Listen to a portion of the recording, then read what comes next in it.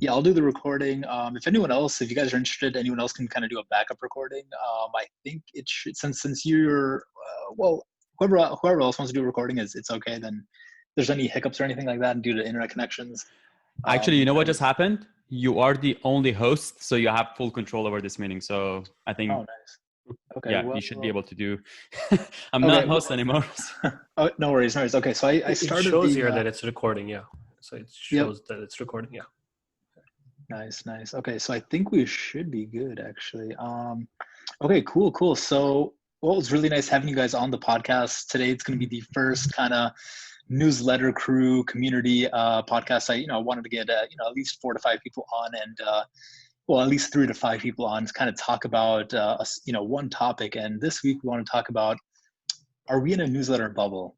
So it's been a topic that people have been talking about. We kind of talked about it on the podcast episode 2 with Frank Mayush, and he kind of, his thoughts were that we are in a bubble and we'll probably see the popping within 6 to 8 months ish, plus or minus. And and we're still kind of on that wave up, if that makes sense. But, who knows where it's going to go. And obviously I kind of want to get you guys' thoughts and, kind of have a discussion. So hopefully we all don't think the same thing, and hopefully we can kind of, have a little bit of a debate here. But let's go ahead and kind of start, kind of introduce ourselves. Everyone knows me, obviously, host of the Newsletter Crew podcast. Zahid, can we start with you and kind of tell us a little bit about yourself and, and your newsletter? Yeah, so I have a couple of newsletters. I'm going to start a third one. And one is very niche. Actually, both are quite niche. One is in the startup VC kind of niche. Another one is in investing dividends niche. And most recently, I launched a discovery tool for this newsletter content. And that's one of the reasons I joined Newsletter Crew. I heard about it and I thought, like, where else could I go, like, to see and, what newsletter publishers and writers are dealing with, what are the issues, what is being done to solve the issues they might have both as a newsletter writer and a reader. So of course I was reading a lot more newsletters before even I started writing. So that's how I kind of see things from both ends. And so, yeah, that's, I'm of course based in San Francisco, as you can see in the background. And so I've been writing a newsletter for the past, I would say 6 to 8 months. Nice. That's awesome. So let's move on to Reza. Can you tell us a bit more about yourself and your newsletter? And then we can kind of move to David and then Rohan as well after. For sure. Thanks. So I live in Toronto, Canada. When it comes to the newsletter, it's called Out of Curiosity. I've been doing it for the last 5 or so months. It's a lot broader than what Zahid was explaining about his. So really the concept of the newsletter is a weekly digest of the ideas and sort of concept that I come across throughout the week. So that's really the curated aspect of the newsletter, plus a bit of an original piece that I write at the very top. It's titled What's on My Mind. And it's really what happens and what really comes to my mind throughout the week, through the conversations that I'm having, or maybe a shower thought. And I try to really articulate that as more of a directive. So it's not so much about telling people what to do or giving them advice. It's more so to plant some seeds in their head around the topic. So for example, the one last week on Thursday the title was Do It For You. And really the gist of that was whatever you decide to do as a creative endeavor should be something that really fulfills you. And as a result of that, you're able to cater to other people too. So it's really, really short, 100, maybe 200 words. And the rest of it is just a curated list of ideas. Like Zahid was saying, I also go through a lot of content throughout the week and try to digest that and really share the best 5 in Out of Curiosity.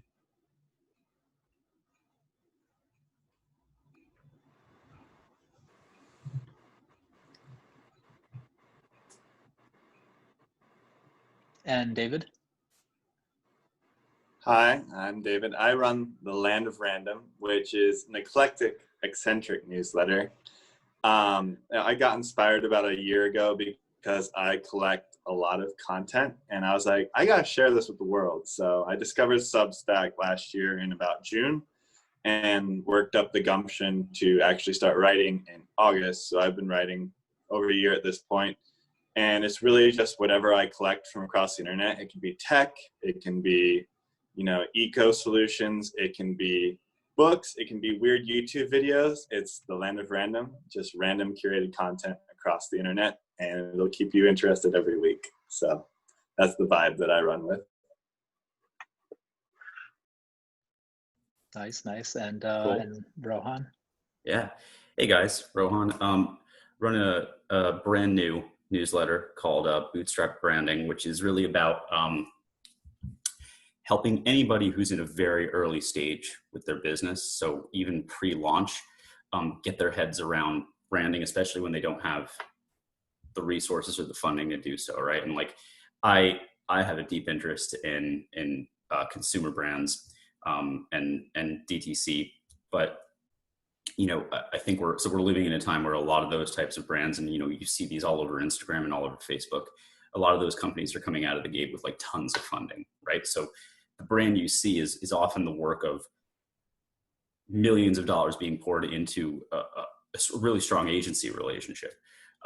But a lot of people don't have that to start with. And, most of us, if we spend some time in the corporate world or something else, like we're often in an operational role. Branding isn't something that's like, we don't all get a taste of being able to do it. And it's also not something that's often taught in undergrad, right? So it's something that I've noticed, I think a huge need for people who are just starting out and may not have like the agency background or the strategy background. And it's really new. It's what's the date? It's literally 10 days old. Nice.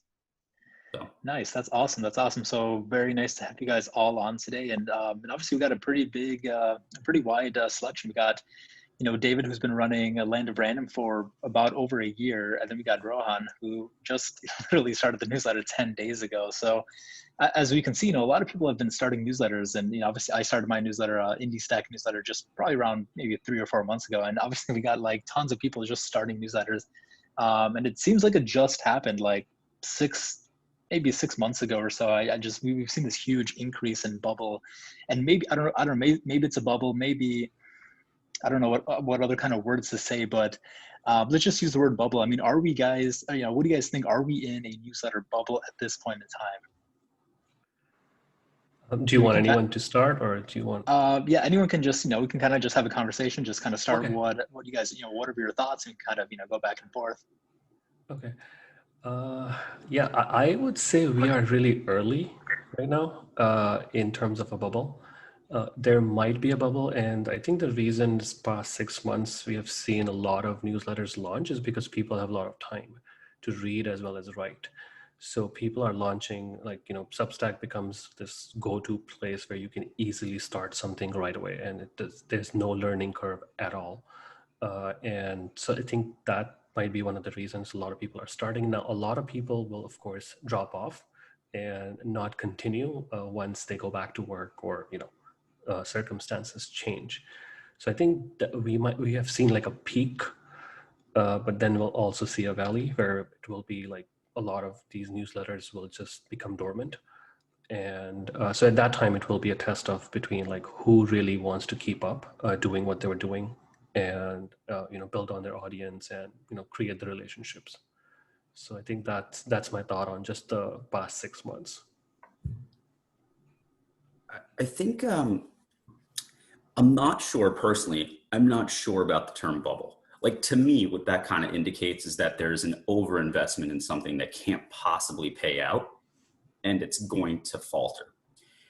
What I see I would actually call it, like, my term for it would just be a hype cycle. And I think it's on the uptake of the hype cycle. But I also think that has a lot to do with maybe shifts in how we all want to consume media. So I think that there's been a lot of people, there's always tastemakers. And I think in newsletters, it's been a lot of journalists basically saying, I actually don't need a publication. I can write for myself. And I just think we're kind of at the start of the pitch where maybe newsletters are becoming what blogs were 10 years ago. And and the thing, how long has MailChimp been around with a free account? It's got to be over 12 years or something, right? Like, it's not new. right? Yeah. But I think it very much started as, I remember when I first got into my career in the agency world, everything was about email marketing, right? I think it's gone from a thing that's about marketing and like CRM to being a publication venue. And I just think we're at this place where our tastes are shifting. We want to go straight to the source. And also, after 10, 12 years of the blogosphere, there's too much content and we need filters. So I think it's a hype cycle, and I think we're at the beginning of the hype cycle. And much like Zaid said, people are going to drop out. It's kind of like when it's like the first time you could go to Guitar Center and buy a home studio thing. Everybody was in a band. Yeah. But they didn't all stick with it, right? So I think it's like that. Yeah, I agree with both what you guys, Rohan and Zaid, said about the situation we are in right now. And I don't think like newsletters have just recently started appearing all of a sudden out of nowhere. Newsletters have existed for years. I'm receiving newsletters that I used to get for as long as 4 years ago, and they probably existed even before that as well. So it's not that newsletters are new and they haven't existed before and we're actually inside a bubble right now. It's more so the ways and the means of creation for newsletters so the barriers to entry have actually basically become a lot easier for creators. And because of what Zaid mentioned when it comes to time, so it takes you 2 minutes to create a Substack account. You do that, and then you basically have a channel, have a platform to share your thoughts with your circle. So I think that the two factors combined has resulted into a lot of newsletters being publicized out there. However, I agree that the quality and the consistency is not going to be there for a lot of them going forward. And that's what really separates the great from the good and the ones that are going to eventually disappear. And I think we're going to see who is going to play that long game. But I don't agree with the fact that we are in a bubble and it's going to burst anytime soon. I think they have existed. They're going to exist forever. And if anything, I think newsletters are one of those mediums that are going to get even more and more popular as we are facing this sea of content that we are constantly battling with. So if you imagine channels like Twitter and Facebook, when it comes to the lifespan of a piece of content, you're talking about 2 minutes or maybe 7-8 minutes for Facebook. But when it comes to newsletter, you're essentially landing in someone's inbox. They have the freedom to, and you're talking about between 30 to 60, 70, 80 sometimes % open rates. So you have the freedom to check out that piece of content for whenever you really desire, and that intimacy that you get with your audience, it's unlike any other channel. So imagine Twitter stop existing tomorrow. You don't have anything when it comes to your followers. You don't have their emails. They basically disappear as Twitter does. Whereas with newsletters, you actually have that email address that you can constantly take with you as you grow or change platforms. Yeah, like we're seeing that kind of happen with TikTok right now. A lot of creators are terrified that they're going to lose their platform, so they're trying to move them to Instagram or Likey or other platforms, or it's like, join my community, join this, join that. It's like, because they're unsure of what's going to happen. So the trick with newsletters is that we get the keys to the kingdom. It's whether it's your email, it's your phone number. Like those are the two direct things that cannot be taken away. So for me, I believe that we're in a bubble in the sense of a lot of platforms and a lot of things are encircling around the newsletter kingdom, so to speak. So we're seeing all these little platforms start up, Substack kind of leading the wave, but then we're seeing new ones like Get Wavium trying to create a little niche there, or Ghost, or all these different platforms that are like arriving for this need. But it's a long game of how many people actually stick it out or how many actually consolidate. So you see, hundreds of newsletters starting up around you, and that maybe 10 or more % of them are going to actually stick it out and write 10 years, 20 years, And so it's a long game. I was talking, so bringing up the so newsletter has been around since the 90s. I was growth hacking on Reddit, and this one dude's like, you know what? I ran a newsletter back in the 90s. Maybe I should get back into it. So it's something that's been around. It's just that Substack actually came along and was like, hey, it's as easy as 1, 2, 3. And hundreds of people are like, whoa, this is like creating Squarespace website like 10 years ago. It's easy as pie. 100% agreed. So, I mean, yeah. So I guess we all kind of agree that, you know, newsletters are a little maybe on the beginning or potentially at the peak of the overhype, you know, overhype bubble, however we kind of want to like, you know, vocabularize it.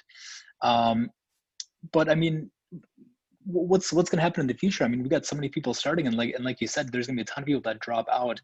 I mean, you guys think newsletters are here to stay as a long-term trend, or, you know, is this really just kind of a hype that's going to kind of, you know, we're going to go on this hype cycle, and then we're just going to crash down, and no one's going to be starting newsletters, and Substack's just going to go out of business and stuff like that? Or do you guys really see, you know, newsletters being a, you know, another source of, you know, like another medium channel or another channel to actually, you know, own your subscribers or your audience?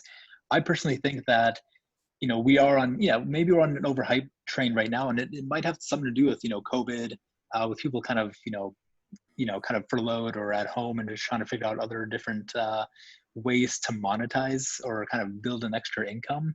And I think a lot of the people like we've said is probably going to drop off at some point, you know, maybe in 4, 5, 6 months when people go back to work. Maybe they don't have enough time to really dedicate to that newsletter like they used to.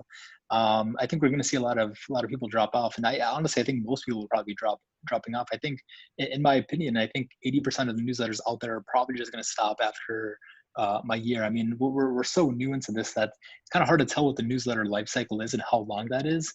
I mean, what are you guys' thoughts on just the long-term trend of newsletters?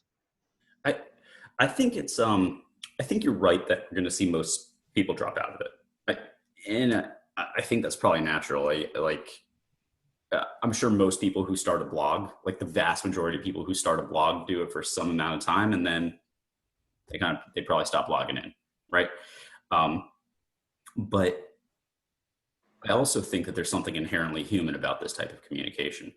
So before this, I did a little research because I was just curious. When did Thomas Paine publish Common Sense, which in America is, you know, often credited with being part of sparking the American Revolution? And it was in the late 1700s. And that's kind of a newsletter. Back then, it was pamphlets, right? But it was a privately published artifact that was about someone's opinion, and you had to go get it, right? And so this idea, this concept, I think is something that's in us. And honestly, the way I see the world going right now, I see a lot of political diversification in terms of viewpoints, cultural diversification in terms of viewpoints. I think people's ability to have a point of view and deliver that point of view to an audience that says, yes, I particularly want to hear your thoughts, and I want them to come to me. I don't think that in and of itself is a trend. Yeah, Yes. I Go ahead. Okay, I would agree with that. I was going to say, I view, and you're right about a lot of newsletters are probably going to disappear, but I kind of see it as paid or not. I see newsletters as businesses. So in the same manner that probably close to 90% of startups fail after a year or two of running, it's going to be the same trend for newsletters. And for me, it probably, for a lot of it, for the creator, goes back to the why behind the newsletter. Is that, why did you decide to create it? And I think that vision will probably enable you to move forward and keep doing it for however long you want to do it. Or you might decide, if that why or that vision isn't strong enough, you might stop doing it after a while, or after you start going back to work. But depending on whether you decide to make a free newsletter or make it like a front end newsletter, which is kind of like you give away some free content and make some of it paid, or a back end which is completely paid, I think a lot of them are going to stick around. And I completely agree with what Rohan was saying about people are very curious. Like, if you told me I'm going to charge you $2 a month or $3 a month and send you the summary of the best books I read inside an email, I'm sure a lot of people are going to pay for that. People are paying for that right now. Like Browser is a good example, for example, that I am personally paying for. And what it is a daily digest of 5 of the best articles that the editor reads around the internet. And the promise is that I go and browse everything and send you the best of the articles and the videos that I come across. So I think people are very interested in different points of views, and the ability to get that inside your inbox for $5 a month or around that, or a bit more or less, I think it's very valuable, and that's not gonna disappear anytime soon. Yeah, I think the overall trend, I think I compare this to blogging, because when I started blogging back in 2006, 2007, so I look at email newsletters as reverse blogging, because a blog sits on the web, and then every week maybe you will send an email to people on the subscriber list. But this is like it lands in your inbox first, especially with Substack, and then it also stays alive on the web. So I think that in itself is going to be a trend. And another thing that I've noticed is people have now, like they want to have a relationship with the person who is the source of information. So I have been on Twitter, blogging and all these things for quite some time. And I have never connected with more people in the sense that I personally know them now. Like I have the phone numbers and like they respond, because it's very easy to respond. Like you get an email in your inbox and you just hit reply and you say, hey, this is great. Or, hey, you made a mistake. Or, hey, why don't you include this next time?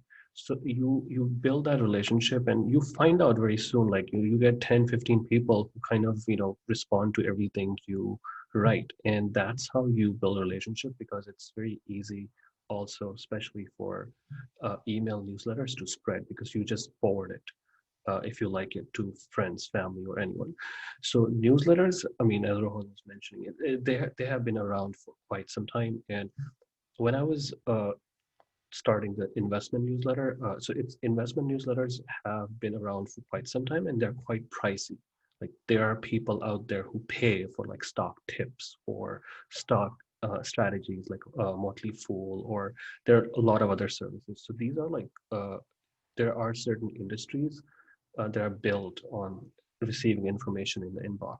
So there are a lot of business models already out there that are successful, that people can build up on. Either it could be charging someone or like using sponsors.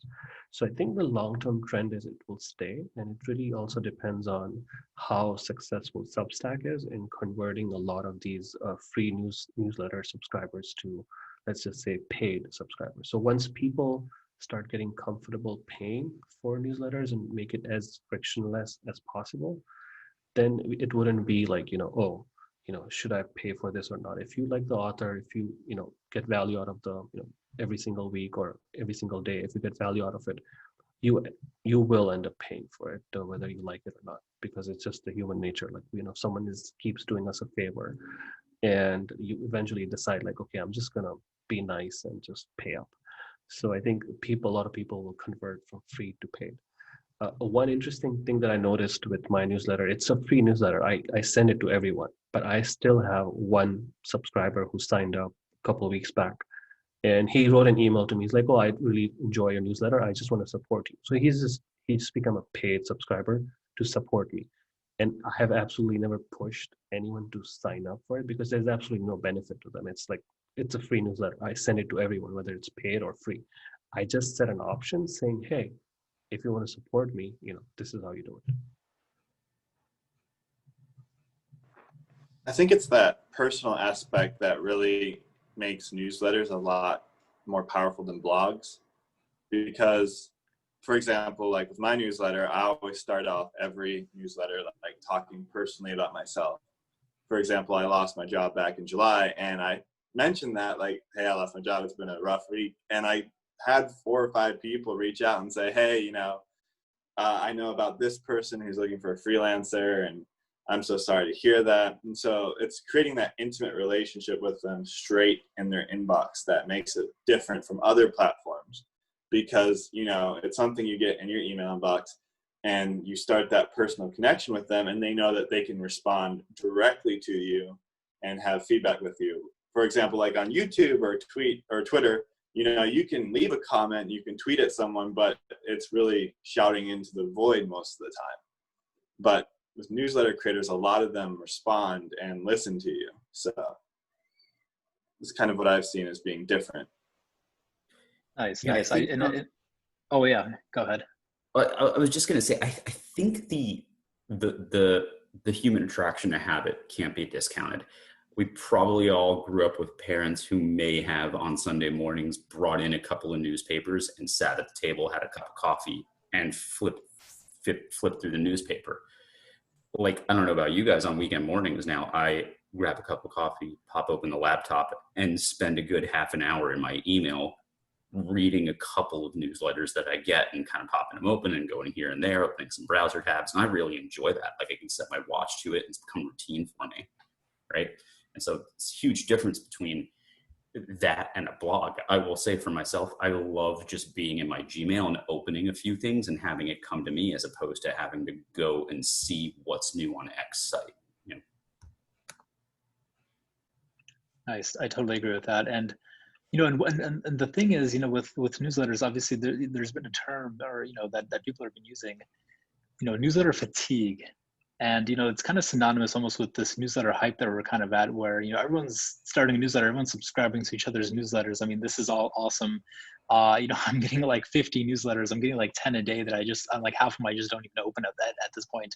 And, last week I just started cleaning up my inbox because I'm like, this is just messy. the inbox is, at least to me, and maybe to a lot of other people, it's kind of a sacred space where people, that's where I get all my, this is the direct connection to me. I mean, there's nothing else that gets right to my ear or to my eyes than my inbox. And, how many newsletters, are people really going to subscribe to? Maybe 10, maybe 20, I guess it depends on how much time you have. But what are you guys' thoughts on newsletter fatigue? I think for at least, okay, so if you look on Twitter, people are, of course, complaining about all these newsletters that they have subscribed to and all that, right? But not everyone in the world lives on Twitter, right? So a lot of people we kind of are a bubble in itself, right? Like, so we create newsletters, we read newsletters. So we are kind of a bubble in itself. So when we hear others who write and read newsletters say it or talk about newsletter fatigue, so we think, oh my God, it's possible there might be a newsletter fatigue. But there are people who are not on Twitter. There are people who maybe make a decision when they give someone their email address that they are actually interested in. So I feel like newsletter fatigue might be a little overblown when it comes to certain audiences. Like if you go to, Twitter and like other places, yes. But if you go to Facebook, if you go to Instagram, I don't see that many stories of, people complaining about how many newsletters they're reading in their inbox. So I think it really depends. This thing with the newsletter fatigue would be, it really depends where you are on the audience and who's saying what they're saying. Like if you are in the industry of newsletter marketing or a writer or a publisher, then yeah, of course you are signing up for everything because you want ideas, and many ideas as possible. And eventually it gets to you and you're like, what the hell? Yeah. So yeah, that could be one of the reasons.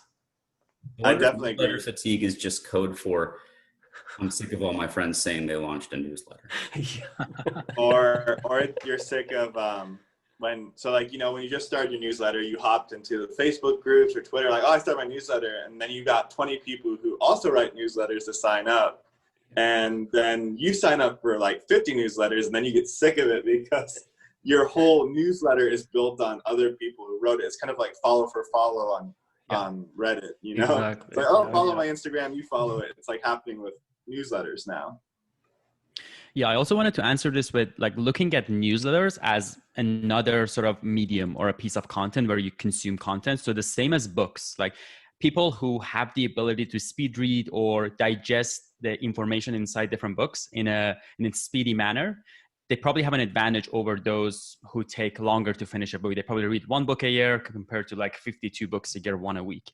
So I see that in the same way that if you are able to subscribe to and digest and really absorb all the information shared in, say, 100 newsletters you receive every week, then you probably have a competitive advantage to other people if you are really able to do that, if you have a system in place for that. So I think, yeah, it's like any other piece of content out there. There is a fatigue, but there's also ways to manage that. And that actually brings me to my second point. There is now an opportunity for a lot of different platforms and apps to enable you to surface the right content, including newsletters at the right time too. So we all probably have heard of Readwise, which enables you to basically surface or resurface your highlights to you on an ongoing basis. But also, like, another example that comes to mind is Mailbrew, for example, that you can forward all your newsletters to, and it does land in your inbox, but it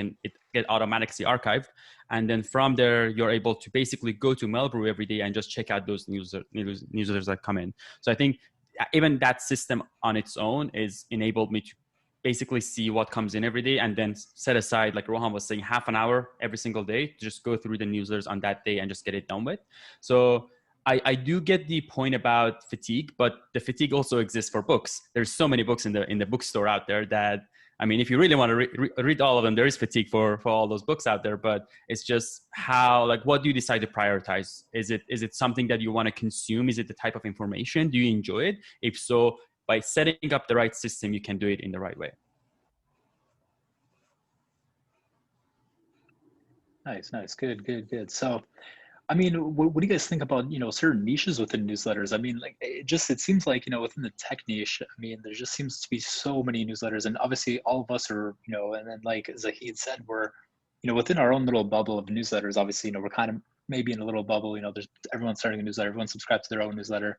And obviously it looks like, I mean, most of us are kind of in that, the tech space, the business space. But what do you guys think about other niches? I mean, potentially there's other niches out there that aren't, maybe there's like the, D&D niche, Dungeons and Dragons. Maybe there's just no one doing newsletters out for that. I mean, I'm not really in that niche. I don't know. But what do you guys think about other niches? I mean, is there other land out there that, people just haven't excavated yet? Totally. There's so much. So one of the coolest sites, I don't even know if it's still around, right? But one of the coolest sites for music, a few years ago, was a site called Kings of A&R, which was, I think it was a couple of guys who were ex A&R reps from record labels who basically just dug up new bands that they thought people would like and only shared like a handful of bands. It was not a website where you would go and like, there's 30 record reviews or something. It was a handful of bands every so often. And I think that there's a quality bracket that is available in most niches. So for anybody listening who is looking for a newsletter idea, and if this is up your lane, I would subscribe in a second. I love cooking. It's hard and expensive and space consuming to collect cookbooks, although I like to do it. But most recipes on the internet are crap. But there are tons of qualified cooks, chefs, recipe writers who are putting stuff out every day, but it can be hard as hell to find those things. So if I were to just get a handful of recipes every week, but I knew that those recipes were by people who were super talented and really good at what they do, tested, and the type of thing I was interested in, that would be great. Right? So like there's like a quality filter for every type of media. Yeah, so I think for anyone looking for any kind of a niche to start right now, like curation, I think, is like a gateway drug to basically, becoming a newsletter publisher. You start with curation, right? You read so much, you're like, okay, I'm just gonna 5 links and I'm gonna summarize them and just send it to people. And then eventually you start to get a feel for it, and you start having your own opinions. So I think that would be something that is still really available for a lot of different topics. Most recently, I actually saw this newsletter. It's a home screen newsletter. So basically what this guy does is, I don't know if anyone of you has already subscribed, but it's called homescreens.substack.com. What he does is he interviews people who are productive, or like, anyone, entrepreneurs, founders, people who are like on top of their game. And he basically interviews them about what the apps on their home screen and why they use their apps. So that's like a niche within a niche. And it's like you are tackling 2 subjects. You're tackling entrepreneurship, or like, let's just say people who are highly productive, plus you're also giving a lot of exposure to apps that might be on the phone. So it's like a tech kind of opinion based, like, okay, these are the apps I use and why I use them. So all these different newsletters that are popping up, some of them are extremely creative. And so there is like, yeah, so it's like limitless. Like you can think of something, and like as long as you can find an audience for it, and most people say there always is an audience for any niche out there. I mean, it's the internet.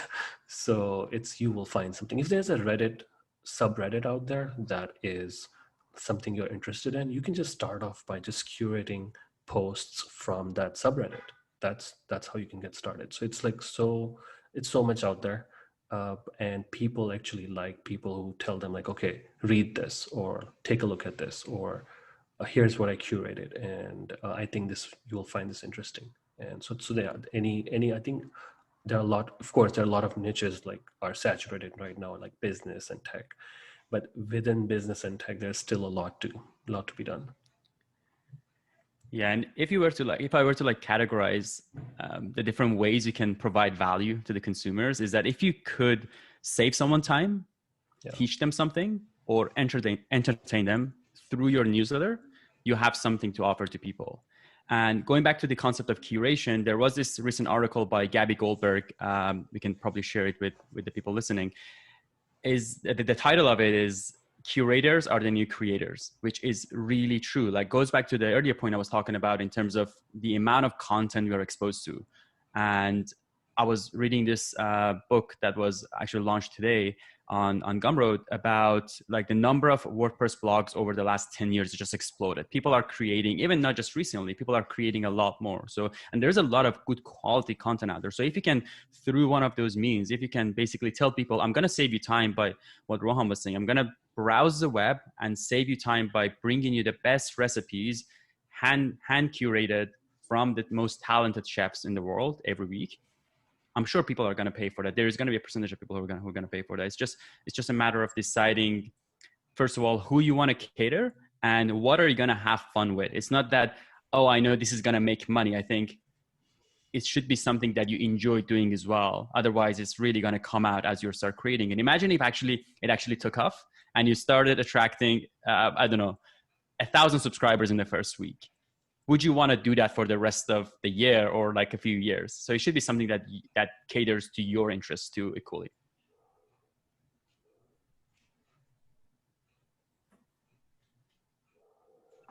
Yeah, if it's not something that interests you, then it's really hard to get into that pattern of writing weekly or daily or however. So like if you're not a chef, but you think, I'm going to make, 20 grand a month because I'm good at finding all these communities and talking to them. But if you just hate creating it, you're not going to have a lot of resolve to press on with it, which, a lot of people have given me friction for my newsletter. It's like, why do you just find this random content from across the internet?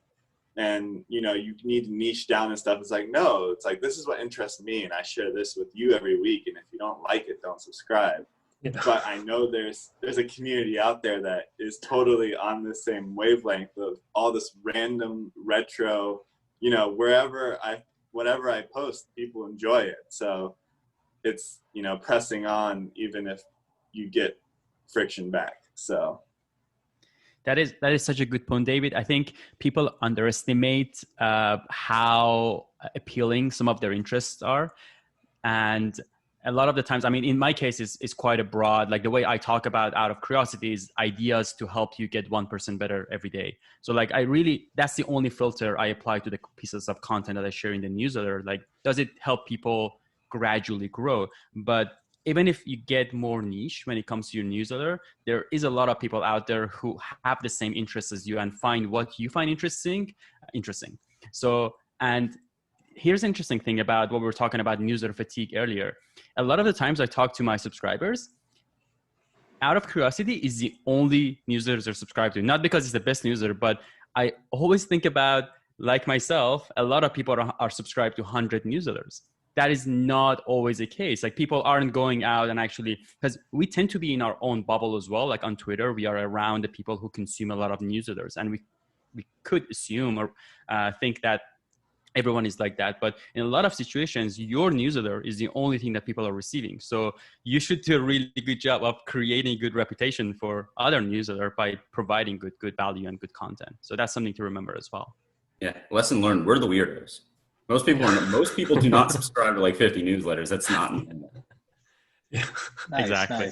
nice. So, I mean, for the people that do have newsletter fatigue, I mean, do you guys think paid newsletters are the solution to that? You know, I mean, with all the stuff out there, I mean, if someone's going to pay for something, I mean, maybe they'll pay for 5 newsletters, you know, the top newsletters, and just kind of not do anything else. What are you guys' thoughts on paid newsletters and kind of the answer on that as fatigue? I think for paid newsletters, we're going to see kind of that 1% or 10% rule play out, where a lot of people are going to try it and then not work out. So you see like The Hustle, they have the free newsletter and then they branched out with a paid newsletter. And so we're going to see a lot of that where it's like, okay, I have this audience of like, 100,000 people. I'm going to move them into something else and keep this free version. Because I think it was the other week, Josh mentioned for the interested, he talked about a lot of paid newsletters are just doing more of the same. So like, oh, the Land of Random is free, but now the Land of Random 3 times a week is $5 a month. And so a lot of people are trying to figure out how do I take my audience, whether I have 500 or 500,000 people, how do I take that and monetize it? What makes sense as a paid plan? Is it like a paid community?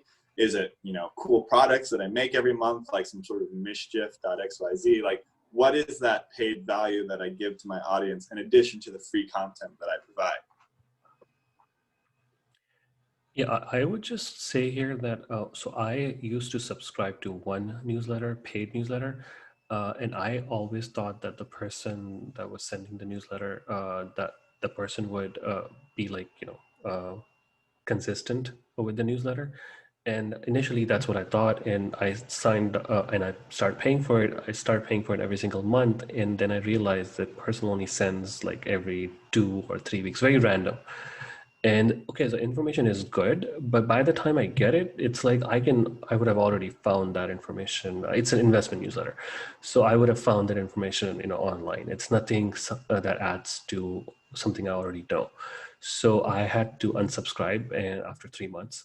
And so that I felt was like, I think once you set the expectations, you have to deliver, especially if you're, if you're turned on the paid option for people. So you have to show up every single time or every single week or month that you have promised. And as far as turning on a paid for my own newsletters, free newsletters, and other people also, I think most people will end up having this spot within their newsletter where they're, asking for sponsors. I don't think a lot of newsletters will convert to like a completely paid product. It can happen, but I just see like a lot of free newsletters will just have an option of like shout outs or a sponsored newsletter. I think that because I personally did not go in to create a newsletter to make money. I just wanted the information to free flow. And I think a lot of people are like that, where they would just be like, okay, if someone wants to support me, I do spend quite a bit of time doing this. You can support me by sponsoring the newsletter, but I want to keep it free. So on personal level, I would never want to like make it exclusive to anything exclusive to paid members, because that's just not my philosophy is when it comes to information. I just want to share it. And I think people can choose to support me if in some other ways, but I would not go more towards paid options. I think that's where, I think that's where content comes into play a lot, is that, you keep that free option, but then you sell products, whether that's a book that you've written or you've created some sort of cool website. Like what's his name? Bad Unicorns. He's creating like different websites every month where like you can spend money, like 3 random pizzas a month. And so like you see this niche of people creating products to sell to their community where it's like, oh, I love this newsletter. This is fun. But, hey, this dude's going to send me 3 random pizzas a month. So, you see that popping up within the newsletter niche as well. And I think that's really great in that people don't feel like you're being exclusive. They feel, it's like, oh, this is something cool that this dude's created as well. Yeah, I think it's probably not surprising that the guy who writes a branding newsletter is going to go for brand as the way into this topic. But I do think brand and taste and point of view have a ton to do with it on if you can, maybe in certain topics more than others, on if you can go paid as opposed to free. And I like, it's not necessarily a newsletter thing, but I look at Tyler Brule, I'm not sure how to pronounce it, but he started Monocle, a print magazine, basically in an era where magazines were dying, you know. Yeah. And Monocle's been really, really successful. And I get the Monocle newsletter and I love it. And I'm always intending to go and subscribe to the magazine and cough up the money, which I have no problem with, but I just keep forgetting to do it. But what strikes me about it is that I will pay for his editorial. I think it's great. I think the writing, I think like the writing I come across in Monocle and the perspectives on travel and things like that, like it's stuff I don't read everywhere else. And it has like such a concrete, distinct voice and point of view that it's something that I will gladly part with my money for, because you cannot get it anywhere else, which, it's the power of brand, right? It's like, I need to believe as your customer that I cannot get this from anybody else. That's what a brand is, as opposed to a commodity. And so if you can make yourself a powerful brand through the voice and through the point of view and through style and taste and perspective, I think that's what maybe people who are considering starting a newsletter, it's like, where is your taste awesome? Where do you have such killer taste that people come to you for recommendations on things? And I think that could be a great place to start, because that is something that's rare. Yeah, I wanted to add, like, that's such a great point. And I think a lot of the times that personally, and the people in my circle that I talk to, a lot of the times that you actually end up paying for the newsletter is not solely for the content you're getting, the written or visual content that you're getting inside the letters. It's also for the community that you become a part of. Is that I'm either subscribed to this newsletter, or a lot of newsletters like Trends, for example, which is a paid version of Hustle, they actually have a Facebook group that's a private group. So by paying for that newsletter, you actually become a part of that cult, and you become a part of those discussions that are happening on a daily basis. And suddenly you're kind of you've kind of passed the gates are open for you to become part of that group, which I think is a very crucial part. So that I'm thinking of a couple of paid newsletters that I've actually paid for, and the community part has been a huge element of that. But I think in terms of monetizing newsletters, I think the same as starting a business, for anyone who's listening, I don't think monetizing it should be the primary goal, or making money from the newsletter should be the primary goal of starting a newsletter. So once you start creating value for your subscribers, and providing and putting out really high quality content out there, I think the monetization plan and deciding how to price it can come next. I think there are multiple ways to do that, like you guys mentioned about adding sort of classified ads, or providing some of the content for free and making some of it gated. And Substack is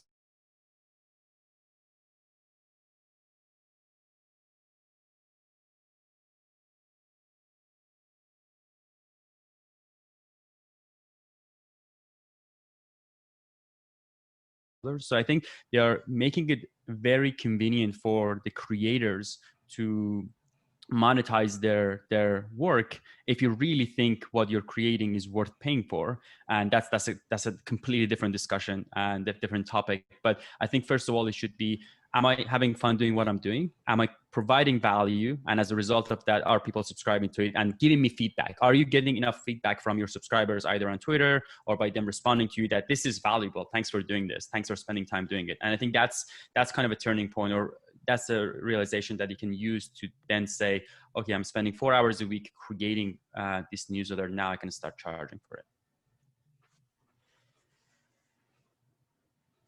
Nice. Good. So we're kind of getting to around that 1 hour mark, and I want to be mindful of you guys' time. So is there any kind of like any last tips or tricks or anything that you guys have for the audience to kind of grow their newsletter, or any comments on newsletter bubble, or just anything you guys want to kind of add? I think it's important to, okay. I think it's really important to be in community. So whether you find a few people that you actually talk to on a daily basis or a weekly basis, that you join some sort of group to keep you accountable, because it's easy if you're out on your own writing a newsletter, like I was for about 6 months before I really started diving in and talking to other creators. It's easy to get pretty depressed because it's like, I'm just shouting my newsletter into the void and I have no idea how to grow this thing. And my friends have stopped signing up. So it's really important to get that accountability of finding other people who are also writing, who are around the same stage as you, talking to them, and then being able to move forward and grow. Yeah, so one thing I would say is like I see a lot of people would just start a newsletter and then post it on Twitter and get so many signups. Like the initial signups that come in are like I mean, of course if you already have a audience then it's a different thing, but some people don't get that many signups, and there's nothing to be discouraged about. I remember like when I used to write a newsletter, I would mention in every single newsletter, let me know your comments, your feedback, for 6 months, and no one, because it's a monthly newsletter, so no one said anything. The 7th month, people started responding. The 8th month, it increased, like 3 people responding, 5 people respond. It's a really slow process. People really do need, to see, like, if they can relate to what you're writing about. So it takes time. So don't be discouraged, and don't be discouraged about the fact that there might be a bubble. Go and start something, see if it works out. If it works out, build that relationship. And really, they're saying this is a new medium in a way. The newsletters kind of a golden age because it's very relational. So you're building a relationship with the author and it lands in your inbox, and there's nothing more intimate than that. So I feel like, don't be discouraged. If you're starting a newsletter, don't worry about initial signups. And if you don't have signups for a couple months, it's fine. It happens. But just go and put your best work out there, and hopefully there will be an audience for it.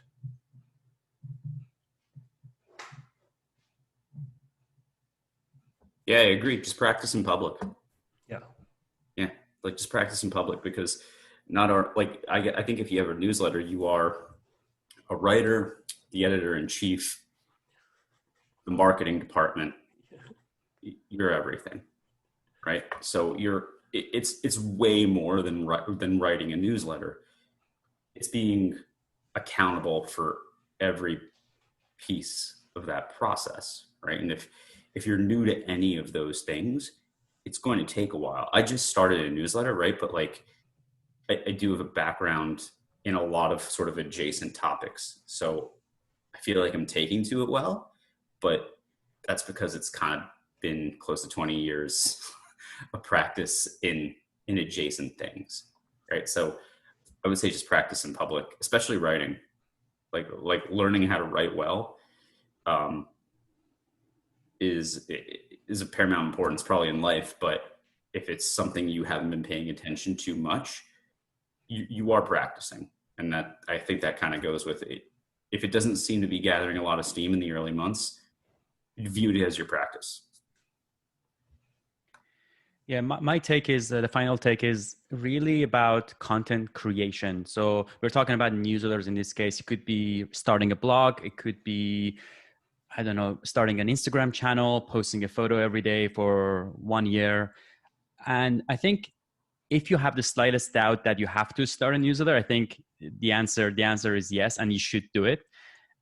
Because like we talked about earlier, there is definitely an audience out there that would find what you're consuming and what you're sharing interesting. And I mean, all of us are consuming content in one or different ways. And if you're reading on one article every day or every week, you can summarize that article and share it with everyone and basically add your take on that article. Even if you're not reading anything and writing a journal, you could be writing or sharing what's shareable in your journal or the way you journal. Or maybe you can talk about how you can stay consistent to journaling every day or every week. So I think there are multiple angles you could write a newsletter and find an audience. So you should definitely do that, and it could open a lot of different doors to multiple opportunities and the kind of people you meet, like-minded people for the future.